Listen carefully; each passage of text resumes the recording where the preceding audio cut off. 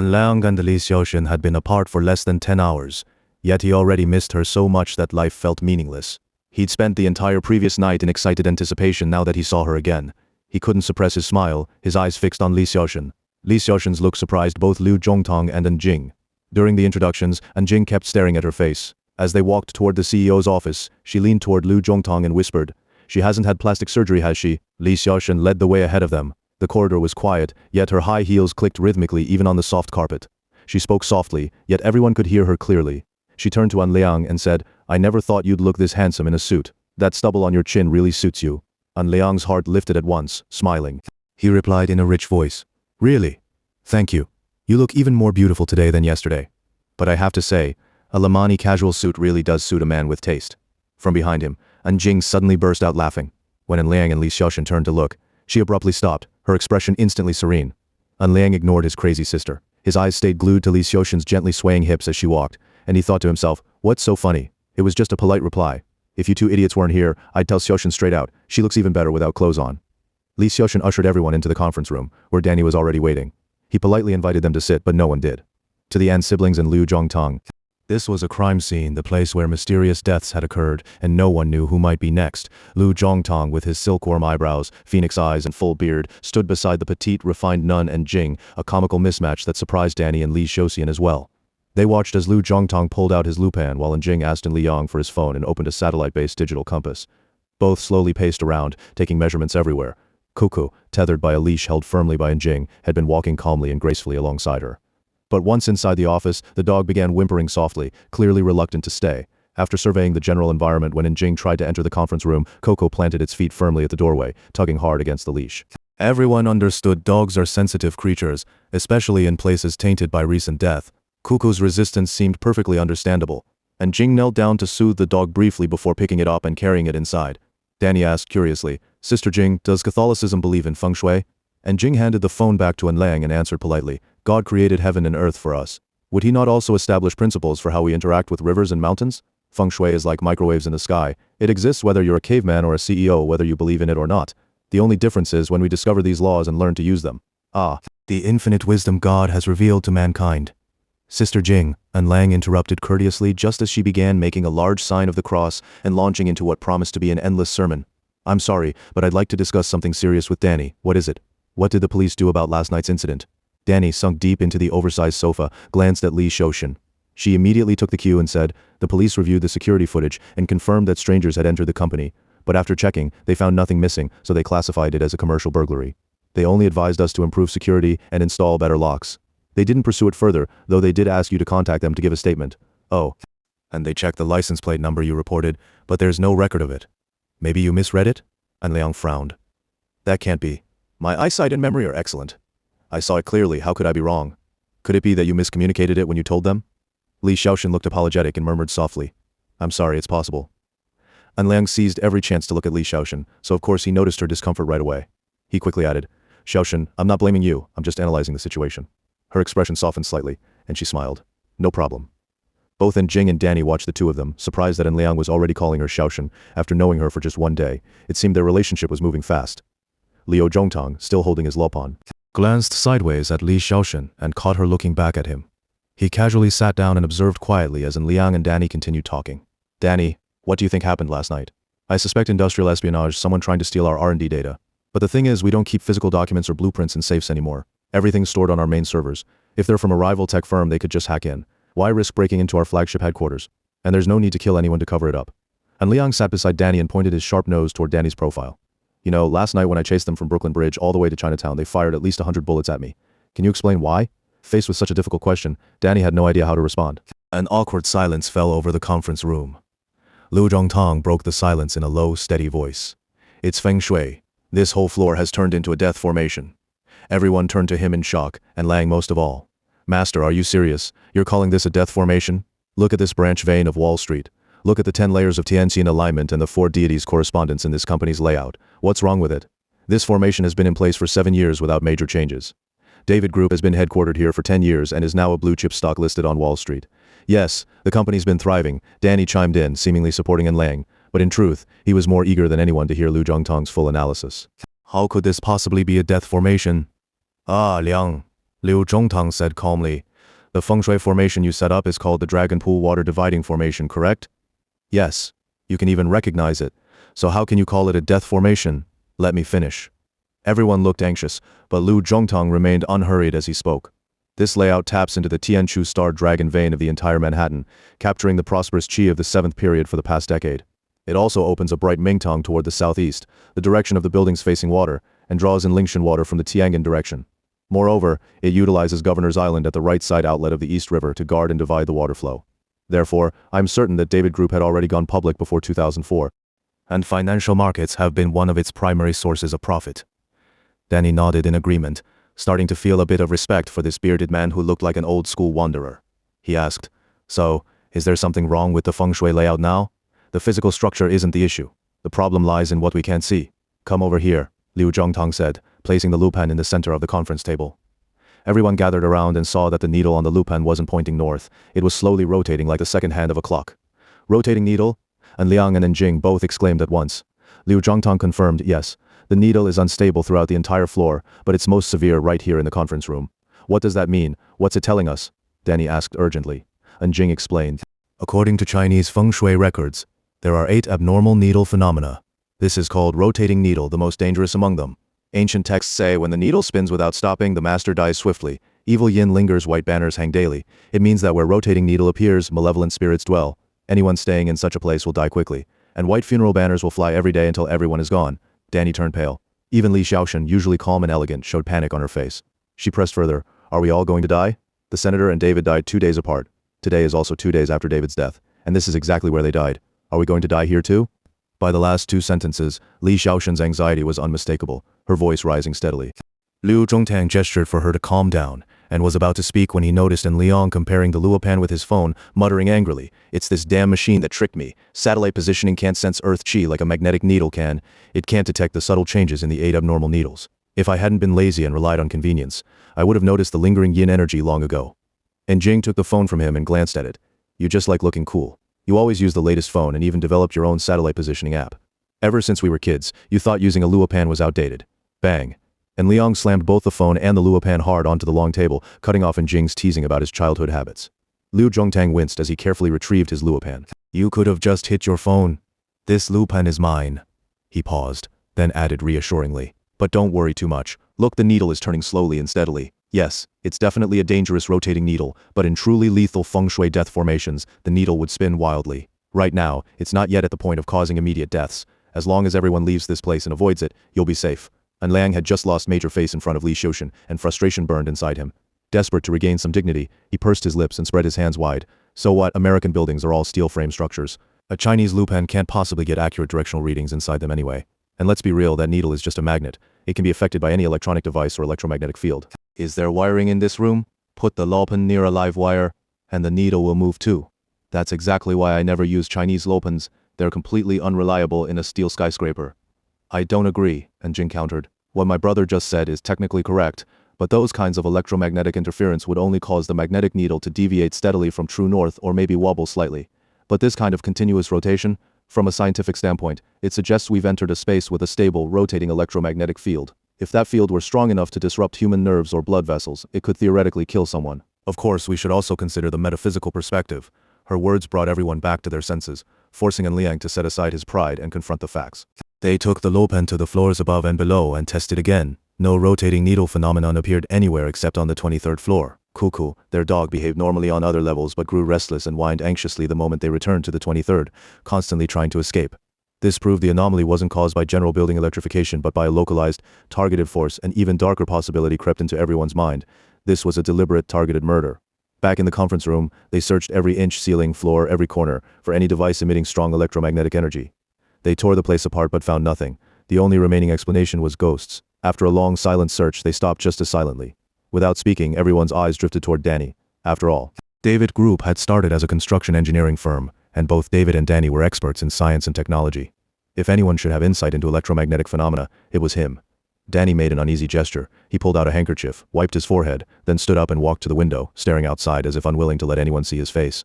Yang recognized the body language instantly. From a psychological standpoint, it was classic avoidance, a sign of defensive and weakness. He glanced at Li Xiaoshen and noticed she'd stopped taking notes. Her soft almond-shaped eyes were fixed on Danny's back as if trying to pierce through his skull and read his expression. More concerned with his own image, and Yang broke the silence first. Even if there really is an evil spirit here, why would it target me specifically just because I've come twice? Could it be like the ancients said that yin energy is weaker during the day? Maybe that's why I got hit the moment I came last night. And Jing replied bluntly, well, you were basically a dead man walking anyway. Nothing surprising about that. But if nighttime yin energy is truly lethal, then Miss Li should be in danger too. Yet she's perfectly fine right now, which clearly shows it has nothing to do with nighttime. She spoke casually, almost teasing in Liang, but her eyes never left Li Xiaoshen, subtly signaling her suspicion to her brother. Li Xiaoshen didn't seem to notice in Jing's implication. She simply added, almost absent-mindedly, the senator and David both died during the daytime. If we go by logic, it might actually be safer here at night. And Liang cupped his hand into a loose fist and slowly brushed it along the short stubble on his chin. I agree with the ice cream master. Even if the Lopen is showing a rotating needle, spinning once a minute like this shouldn't be enough to kill anyone. Maybe it only spins wildly at the moment someone is actually killed. His eyes moved quickly as he spoke. He was clearly thinking hard. Liu Zhongtang glanced at Danny, who still looked unwilling to speak. He then gave a meaningful look to the An siblings. And Liang immediately understood and said to Danny, Danny, you've been exhausted these past few days. Get some rest. If anything comes up, just call me anytime. Also, I suggest you bring over any measuring instruments your company has and test them here.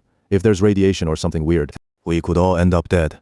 Danny's face showed obvious relief. All right, I'll call you later. Now that you've seen the place, I know people won't just drop dead here for no reason. That puts me a lot more at ease. Thank you, Mr. An. I'll have Miss Li send you the check. After they said goodbye, Li Xiaoshen walked them to the elevator lobby. As An Liang watched her key in the code to open the glass door, he gave her a shameless grin and said, Xiaoshen, I'll call you tonight. Let's have dinner together, all right?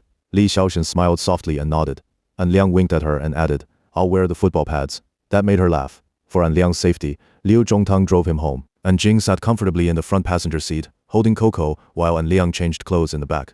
Earlier that morning, Liu Zhongtang had arrived at An Liang's house in his ice cream truck, but An Liang, terrified of dying, refused to get in. So the three of them took An Liang's Hummer instead. The Hummer was An Liang's prized possession. When trekking mountains and rivers to locate dragon veins and auspicious sites, only the world's toughest off-road vehicle could meet his needs. In fact, when he bought it, he'd already anticipated situations like this, racing against death, and the US military-grade armored Jeep gave him the security he craved. The car merged into traffic, crossing from Manhattan onto the Queensboro Bridge and heading into Queens, northeast of New York City, the very direction that would serve as An Liang's lucky position during today's dangerous hour. An Liang took off his suit jacket, loosened his tie, and put on a bulletproof vest along with his full gear. Liu Zhongtang caught sight of him in the rearview mirror and chuckled. Ah, Liang, with me, the Taiji nobleman, by your side, do you really need to wear a bulletproof vest? While strapping on his football shoulder pads, An Liang shot back, Brother Liu Guanzhang, how many bullets does it take to kill you? 1 bullet. I die after just 1, no need for more. Exactly, you can only block 1 bullet. After that, there's no one left to protect me, I still need the vest. And Jing turned around, leaning over the seat back. Bulletproof vests stop bullets, but what do those pads protect against? Crashes. And Jing burst out laughing again, showing not an ounce of the compassion expected from a nun. They parked at a large sports field in Queens, bought heaps of American fast food, soda, coffee, hot dogs, fries, and settled into the bleachers to watch a high school baseball game. The autumn afternoon was warm and romantic. Under the protection of his ever-devoted sister and the crisis-solving Taiji nobleman Liu Zhongtang, An Liang finally relaxed enough to enjoy a hot dog. As a nun, and Jing couldn't indulge in meat every day. Today she stuck to fries and bread. Kuko could eat hot dog sausages, but she only tore off small pieces of bread, chewing slowly as she asked An Liang, why not eat in the car? Bad idea. What if the car explodes? The air's better here, we can catch a breeze, and if anything happens we can run in any direction. Yesterday, when I was running for my life, I ended up all the way in Coney Island just because it's wide open and safe. An Liang turned to look at An Jing. Through the face guard of his football helmet, he saw she was undeniably beautiful, delicate features, a narrow face, full of Eastern charm, but her mouth was smeared with breadcrumbs, utterly ungraceful. He muttered unconsciously, you'll never grow up. And Jing didn't catch what he said. She pouted, straw still in her mouth, and peered at him. An Liang explained, even after all these years as a nun, you still have no table manners. One look at your face tells me exactly what you just ate. He reached out with a tissue and wiped her lips. And Jing pulled out her straw, letting him clean her mouth, then grinned. Her brother had been doing this for her since they were kids. By the way, brother, she said suddenly, Li Xiaoxian's had plastic surgery. Both men were stunned. No way, they exclaimed in unison. She got double eyelids. That's totally normal, An Liang said, though truthfully, he'd have liked her just as much with single eyelids. She also had her jawbones shaved down, and Jing added, tracing an arc along her own jawline to show where she'd noticed the change. You're kidding, An Liang shot back incredulously. Could you even see that clearly in the dim lighting of the office? Women. And Jing raised an eyebrow knowingly. We always see other women with perfect accuracy. I don't believe it, An Lang declared loudly. Liu Zhongtang stroked his chin thoughtfully. Don't be so sure. I've noticed Li Xiaoxian is unusually calm. People are dropping dead in her company, yet she barely panics. Sure, she showed a hint of distress, but it was too controlled, too precise. Who exactly is she? An Lang jumped to her defense. She's just well-mannered, unlike some people who scream like chickens at the slightest problem. Don't go bad-mouthing her just because she's beautiful and you're jealous. Liu Zhongtang didn't rise to the bait. I'm not jealous of her. You're jealous of me. And Liang's eyes widened dramatically, and a fierce glare shot out from beneath his football helmet. Liu Zhongtang held his gaze for a moment, then admitted quietly, maybe a little. Ugh. And Liang groaned, flopping backward onto the bench with his legs in the air. And Jing doubled over laughing, clutching her stomach on the ground. After the laughter died down, and Liang said, Li Xiaoxian's just an employee. She stands out only because she's pretty. The real problem is Danny. He's hiding a lot from us. But honestly, he doesn't owe us explanations. We're just consultants hired to check the Feng Shui. It's none of our business. And Jing immediately chimed in. Then let's forget about David Group and just eat. But An Liang had his own thoughts. He sensed the Feng Shui death formation at David Group's office wasn't tampered with randomly. It was deliberate, complex, and likely orchestrated by another Feng Shui master. He'd already spotted subtle clues others had missed, but it was too early to reveal them. He needed more time to unravel the truth. And Liang muttered as if talking to himself, I'm a Feng Shui consultant. That's my client's business, how can I just ignore it? And Jing leaned her head between the two men and asked mysteriously, Is Danny the killer? Impossible, and Liang and Liu Zhongtang said in unison. And Liang continued, Danny and David are both old friends of mine. I know his character well. He's calm, low-key, and absolutely wouldn't harm anyone. And if he had killed someone, why would he ask me to come check the Feng Shui? The police already ruled it natural death. He could have just let it slide. But he called me because he wanted to find clues the police missed. Liu Zhongtang added, He's afraid he'll be the next one to die. And Jing was now thinking clearly again. She mused aloud. In Feng Shui formations, when evil yin energy breaks the layout, ancient texts say it's ghosts, evil qi, or malevolent spirits. Even Catholicism has similar beliefs. So what exactly did we see in that meeting room today? Could it really be a ghost? And Liang replied, Before I left, I suggested he use instruments to scan the office building, but he didn't seem too eager. It felt like once he learned the Luopen needle kept spinning, he already knew what was inside the building. Liu Zhongtang said, putting everything together. Something happened at David Group that caused the sudden deaths of the senator and David. Danny suspected murder, so he asked Liang to inspect the Feng Shui. Now he knows it's related to the rotating needle. And Jing interrupted, or maybe he already realized it has nothing to do with him. Liu Zhongtang nodded and continued. So he no longer needs to worry about it. And Liang said, which is exactly why we must investigate further. Haven't you thought about who benefits directly from David's death? Not his wife and kids, but Danny, his co-owner at the company. The biggest beneficiary doesn't even know who opened this path of fortune for him by killing others. That doesn't make sense. There's a conspiracy. Definitely a conspiracy. He spread out his 5 fingers and began counting them off one by one. Right now, the most basic questions are cause of death, motive, method, killer, and financial interests. And also, he ran out of fingers. Several vague ideas were forming in his mind, but everything needed verification, and all of it hinged on Li Xiaoxian. Going on a date with a purpose. That kind of effortless yet rewarding task was exactly what An Liang loved doing. He even imagined himself someday charging into battle with a rocket launcher to rescue the beauty from terrorists. Of course, enemies worthy of Alexander himself wouldn't be ordinary thieves. They'd flatten their cannons and fire straight at An Liang. Ah! An Liang suddenly screamed in pain as his helmet took a direct hit, stars bursting before his eyes. A high school student had just swung a bat and launched a world-class home run. The baseball flew like a cannonball out of the field and struck An Liang, the unluckiest man in the stadium. He tumbled backward, clutching his dented helmet in fury and shouting, I knew I wasn't lucky today. What good are you two sitting there for? The baseball team kids rushed over to check on the football player eating fries, but An Liang yelled at them to stay away. Coco first fled in fright, then came running back to lick An Liang's damaged helmet. Liu Zhongtang and An Jing helped him up and checked his injuries. Your nose is too high, it sticks out too much, you're bleeding. If we hadn't been here, a crane boom would have hit your nose instead. Don't sit on both sides of me. One in front, one behind. Wait, no. Use the Lupan to check. You're both sitting in my unlucky directions. And Liang finally had someone to vent his anger on, after being furious at God. Li Xiaoxian lived between Chinatown and Wall Street, right at the foot of the Brooklyn Bridge. From her window, she looked out onto a riverside park, with Brooklyn across the East River. When she answered An Liang's call and glanced down, she saw a fool in football armor doing stretches beside a Hummer. She laughed into the phone. Girls need time to get ready. If you're hungry, go grab something to eat first. No? Okay, wait just a moment, you'll see something you like. Alright? In fact, An Liang didn't wait long. Out from a row of apartment buildings stepped a dazzling youthful cheerleader. Li Xiaoxian wore a multicolored knit cap, knee-high leather boots, a deep blue cropped tank top, a plaid miniskirt, and a long coat reaching her knees. And Liang stared, dumbfounded as if transported back to his student days when hormones surged day and night. The stadium erupted in thunderous cheers, and Liang charged ahead, cradling the football. opponents crashing toward him like a tidal wave. He ducked, twisted, leapt, and used powerful Chinese kung fu horse stances to bowl over a dozen burly defenders, muscles rippling, face contorted in fierce determination, and it was all in slow motion. Yard line after yard line flashed beneath his feet. The end zone loomed ahead. Just one more dash and glory, prize money, lifelong prospects, and a night with the entire cheer squad would all come rushing toward him. Touchdown. Like a battered Stallone, Long slammed the ball into the end zone, ripped off his helmet, raised it high, and roared. Chinese people are not the sick men of East Asia. Cheerleader Li Xiaoxin was the first to sprint toward him, the dream girl of every boy on campus. Wearing her deep blue crop top and plaid miniskirt, she shrieked "Captain," and leapt into his arms. And Liang bellowed "Captain." In return, swept her up horizontally and launched into an agogo dance to the music. Li Xiaoxian stood with her hands clasped behind her back, tilting her head as she watched An Liang space out and drool. She tapped his helmet a few times with her fingers. An Liang snapped back to reality, let out a joyful shout, lifted her up in a spin, set her down, and immediately broke into the agogo dance again. Li Xiaoxian caught his infectious joy, and soon they were clapping and clicking their tongues to the beat, swaying their hips in sync. That pure, innocent happiness from youth lingered in memory. For one fleeting moment, they lost themselves completely in the roles. They drove over to Greenwich Village, a lively street packed with students, casual eateries, and affordable bars known for their unique flavors. Hand in hand, An Liang and Li Xiaoxin dashed into a Middle Eastern restaurant popular with students. A special feature here, each table had chalk for customers to scribble notes or doodles perfect for chatting, explaining ideas, or even doing homework in the afternoon. An Liang and Li Xiaoxin sat down among a large group of students, looking like a young couple on campus, sipping low-alcohol homemade wines sold exclusively to students, and cheerfully chatting about their respective student lives. Time flew by. Several hours later, after dinner, they were still sitting in the same spot. The table had already been cleared, and the place had transitioned into its nighttime bar mode, with soft, sentimental old songs playing from the bar counter. Li Xiaoxin took a deep breath, as if gathering courage before speaking.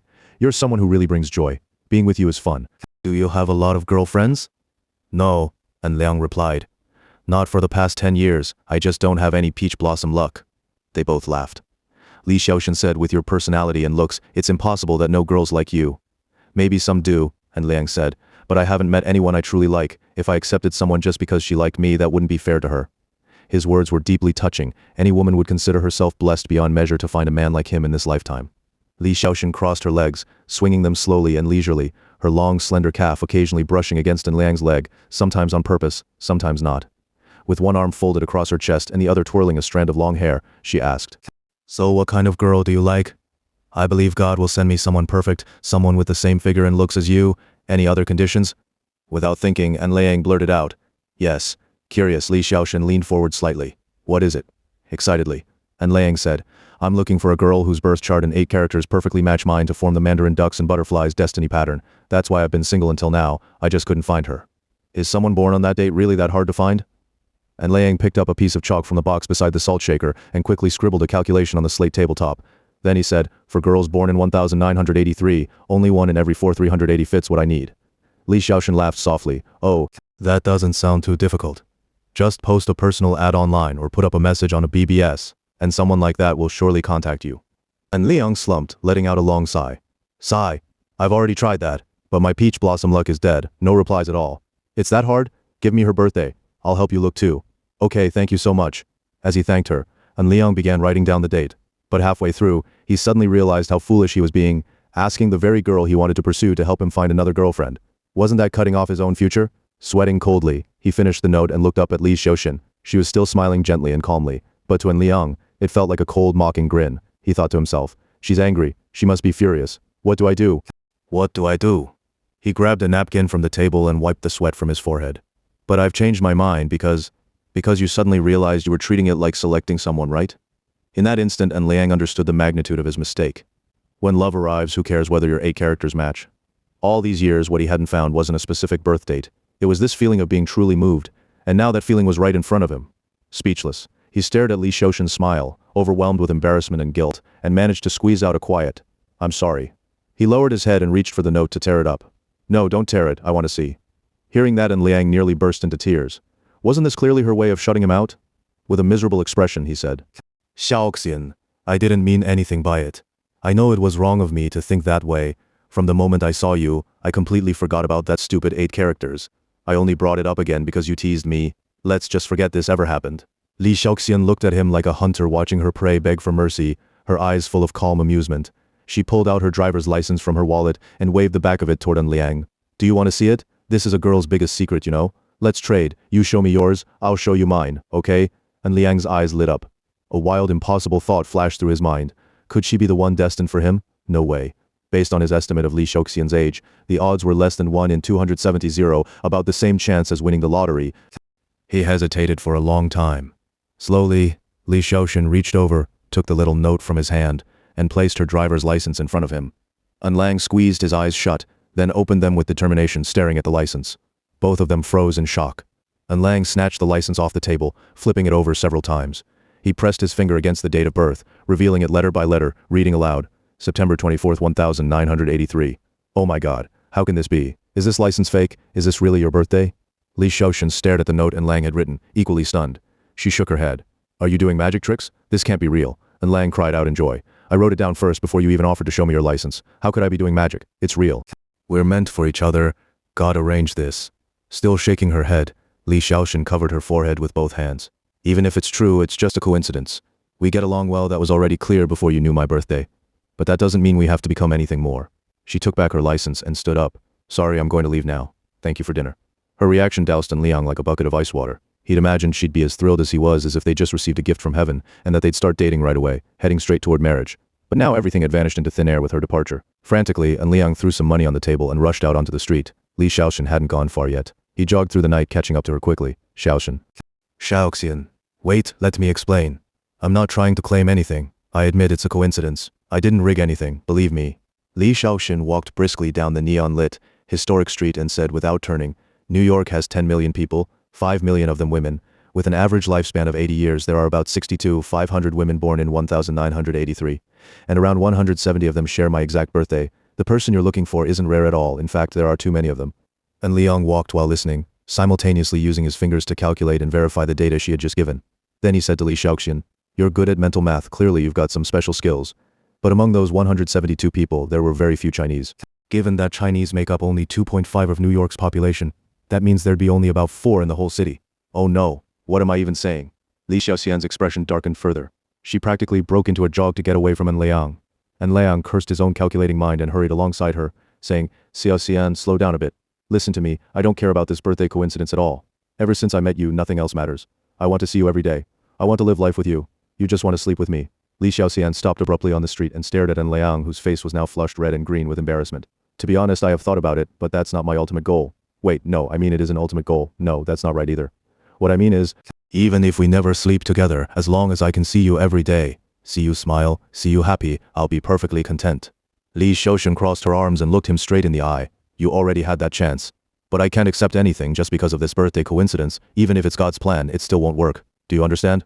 And Liang understood completely. He nodded obediently.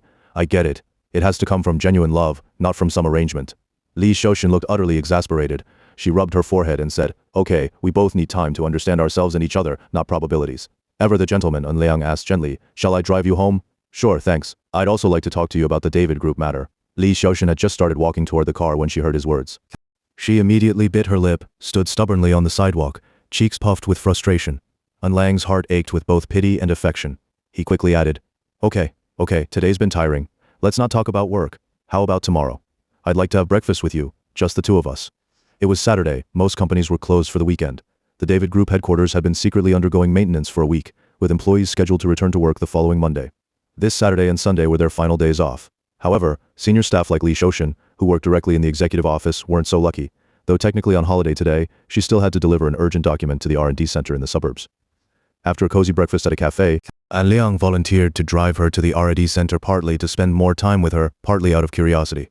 A phone call from Danny a few days ago had brought Liang 3 things: a Feng Shui mystery, a girl he instantly fell for, and a bizarre assassination attempt. If Liang failed to solve these puzzles, or worse, became a victim of fate and died in this case, he knew he'd never rest in peace. Danny had remained completely silent about the company's background. Strangely, after learning that the Lupin at the office showed rotating needle anomalies, he seemed to dismiss any concerns about danger. His odd behavior raised serious red flags for Liang. And Liang also noticed something unusual. Neither David nor Danny had ever asked him to assess the Feng Shui of the R&D center or any of the group's other subsidiaries. For most corporations, this would be highly irregular. Every part of a large-scale Feng Shui layout could influence success or failure. Years ago, Liang had suggested a comprehensive Feng Shui audit for all David Group enterprises, but Danny never followed through. At the time, and Liang had too many clients and let the matter fade away. Now looking back, he sensed something was deeply off. Since Li Xiaoshen was heading to the R&D center anyway, and Liang saw a perfect opportunity, accompany her and sneak a peek at the mysterious facility all in one go. They drove through the Holland Tunnel beneath the Hudson River, leaving New York City behind and entering the vast expanse of New Jersey. The moment they crossed the state line, autumn filled the landscape outside the car window. Gentle hills rolled beneath a patchwork of red and gold forests. Under clear blue skies and golden sunlight, crisp autumn air rushed in, carrying the rustle of leaves and the dry, earthy scent of fallen foliage. And Liang slowed the car, rolled down the window, and took a deep breath. Ah, beautiful autumn, the kind of season that makes you want to whisper secrets. Li Xiaoshen kept a quiet, enigmatic smile on her lips. Glancing at her through the rearview mirror, and Liang stole a look at her profile. Her serene expression resembled the Mona Lisa's, mysterious yet calm. Dressed in a fitted short skirt that balanced tradition with subtle sensuality, she radiated a mature elegance that seemed almost too refined for her youthful frame. To Liang, it felt as though her body held countless unspoken secrets waiting to be discovered. He could tell Li Xiaoshen cared deeply about fashion. Her wardrobe consisted entirely of designer labels, yet none featured bright colors or flashy designs. Instead, her vibrant youthfulness was wrapped in understated sophistication, a style that appealed powerfully to Liang, who himself loved thoughtful presentation. He found it almost unbelievable. Why would such a perfect girl appear in his life just before he might die? He'd often told himself he had no luck with romance, but here she was sitting beside him. Denying it now would be absurd. Even a meticulous Feng Shui master like him had to accept that calculations could be wrong, just as Feng Shui readings sometimes missed the mark. These past few days, Liang had grown used to errors, and this particular mistake. It was so breathtakingly beautiful that he no longer cared about being right. Li Xiaoshen turned her head slightly and gave him a playful little gesture, twirling her finger elegantly around her ear to signal she couldn't hear him over the wind. Liang quickly rolled the window back up, leaving only a narrow gap for air, and repeated, "Autumn makes you want to talk. You always seem to be talking." Li Xiaoshen laughed softly. "I've never seen you stop. You don't talk much, so I make up for it, though honestly, I can stay quiet if needed. By the way, what do you think of the relationship between Danny and David?" Li Xiaoshen leaned back comfortably in her seat and replied, "I've only been with the group for a month, as Danny's secretary. I mostly interact with David's assistants, so I don't know much about the two bosses. They chat like old friends, but then again in Wall Street, everyone acts like old friends. It's only when business starts that people show their true, ruthless sides. Any idea what big projects the company's working on lately?" "Of course I know, but it's confidential." "I can't tell you."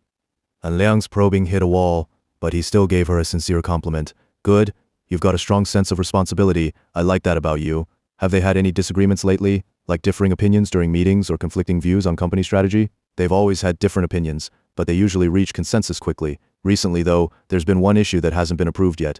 Ever since I joined, we've been negotiating this matter." As soon as Liang heard this, he immediately followed up, "What matter?" "It's just that the company developed a product but hasn't chosen a partner company yet. Each of them has their own preferred candidate." And Liang relaxed his grip on the steering wheel and rubbed his short beard with one hand. It sounds like whichever choice they make would be profitable, so there shouldn't be any major conflict. But he recalled David's birth chart and personality. David wasn't the tyrannical boss type. He preferred gathering input from everyone, discussing thoroughly before making decisions. His decision-making style was known for its thoroughness, and he often let Danny lead the planning process, frequently taking Danny's advice. Their decade-long successful partnership was largely thanks to David's calm and wise nature, and that was precisely the problem. If both plans were viable, given David's character, he'd likely step back and let Danny take full charge. The fact that they'd been deadlocked for so long meant Danny's proposal must have included something David simply couldn't accept. And Liang suddenly pressed again. "What kind of product did they develop?" Li Xiaoshen turned her head and gave him a gentle wink. "I already told you, it's a company secret. I can't tell you, sorry." "Heh, no worries. But with what's happening at headquarters, aren't you worried about your own safety?" "Of course I am. But the police said those deaths were natural, and you Feng Shui masters claim the building's energy isn't lethal, at least not immediately. What else can I do? Besides, Danny just raised my salary and doesn't require me to work in the office full-time anymore. I just handle things online from home now and only go back to the office when needed, so I'll wait and see how things unfold. It's not easy finding a new job these days, you know." Li Xiaoshen finished with a playful stretch and added, "We're almost there, get ready to turn right and slow down a bit." "Already?" "We've only been driving for an hour."